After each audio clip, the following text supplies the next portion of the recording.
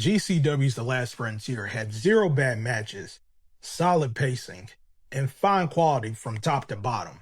I go as far as say this was one of their more consistent shows all year. However, even though this was consistent, that doesn't mean that this was essential.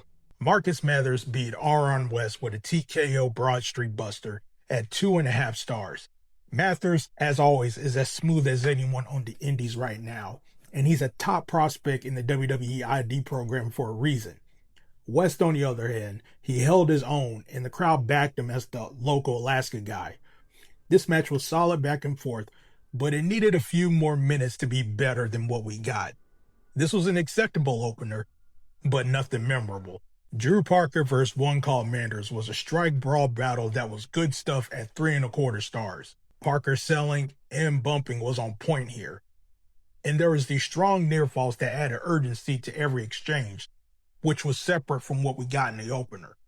Manders finished off with a lariat after they had mixed segments with continuous action, so it never felt like a one-note thing during this match.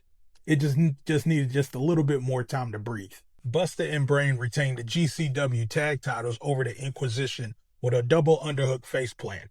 This was power versus speed with some solid fundamentals and some nice high spots that mixed in at just 3.25 stars. Now for a tag match that hit its ceiling, this was as good as it was going to get with these teams. Here's where things picked up. Matt Tremont beat Zachary Wentz with a DVD on a trash can wedged in the corner in a really, really good match that was 3.25 stars. There was controlled weapons that worked, that was mixed in this match, and it never felt out of control here. Wentz, he adopted to Tremont style, and the weapon usage never felt random.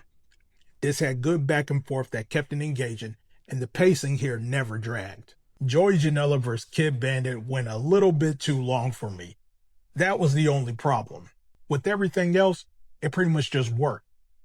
A brainbuster to the floor that looked nasty, Sabu chair shots, ladder work that actually made sense, a twister off the ladder from Bandit that popped the crowd. All this with Kid Bandit playing the hometown babyface, an Alaska native that was getting love from the Alaska crowd, while Janela was carrying them through the match. Janela did a package pile driver on the chair for the finish, and I gave this one 3.75 stars. If you cut a few minutes from the stretch run, this may have been turned out to be great. Now you notice the pattern yet? 5 matches in, and time keeps coming up. Not pacing problems, but time problems. They're cutting matches short or letting them run too long. GCW needs to either book tighter or give your workers more runway. Just pick a struggle. Just one. Priscilla Kelly versus Billie Starkz was okay. I gave this one 2 stars.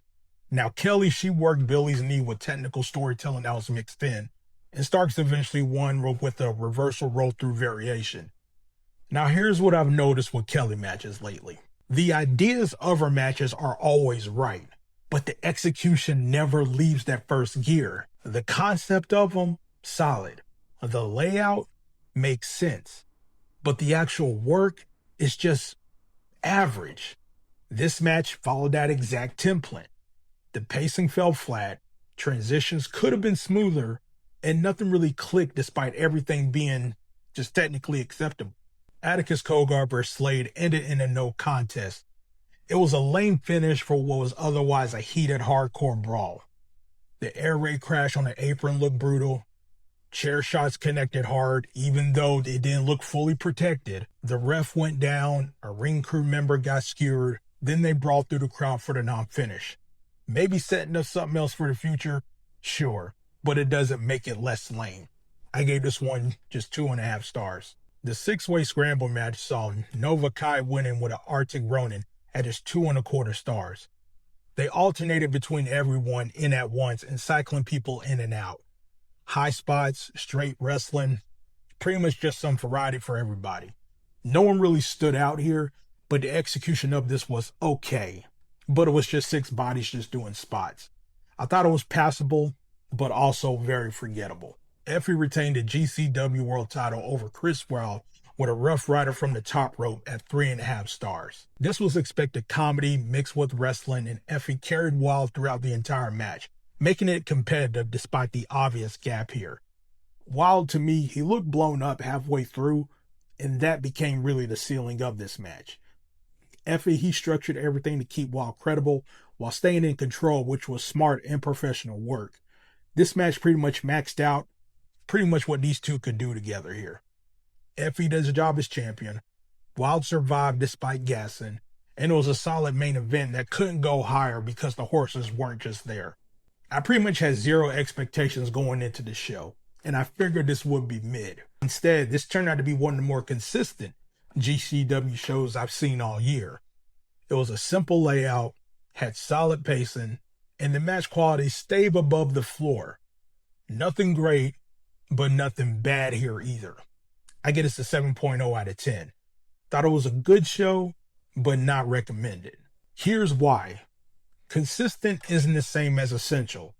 This doesn't have a single match worth seeking out, no breakout performances, no must-see moments. It was just solid across the board, but nothing really stood out. And if nothing stands out, then why watch? Diehard GCW fans may appreciate the lack of garbage here, but everyone else, you can just skip this.